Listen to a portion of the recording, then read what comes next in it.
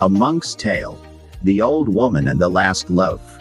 The year of the Great Famine began with a sky that refused to rain and ended with a village that forgot how to smile. It became a place of iron-locked doors and suspicious eyes, where neighbors looked at each other not with love, but with a cold calculation of how much flour was left in the other man's jar. In a small, leaning hut at the edge of the dust lived an old woman. She possessed nothing but a single, rustic loaf of bread, the very last meal she would ever have.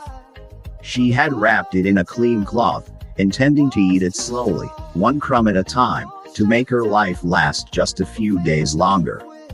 As the sun began to dip behind the scorched hills, a shadow fell across her threshold. A traveler stood at her gate.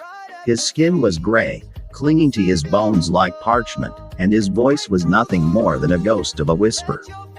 He didn't beg for a feast.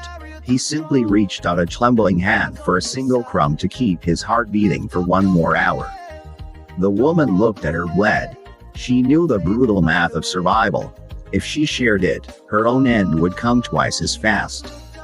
But as she looked into the traveler's hollow eyes, she didn't see a stranger, she saw her own humanity.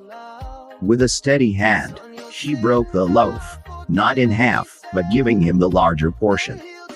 "Take it," she said, her voice warm despite her weakness.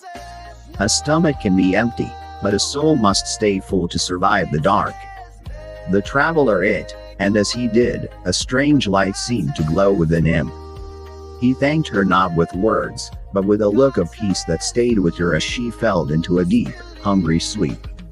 The next morning, she was awakened by a sound the village hadn't heard in months, the heavy, rhythmic thud of grain sacks hitting the earth.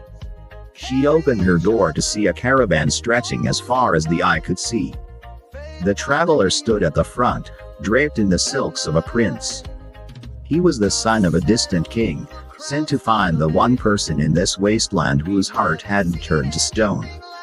Because she chose to give when she had nothing, the entire village was saved. She proved that the only thing more powerful than a famine is a heart that refuses to starve. Lesson: you never lose by giving. You only create room for a miracle to enter. Generosity is the only seed that grows even in a drought. Ready for more inspiration? Subscribe and let's keep hope alive together.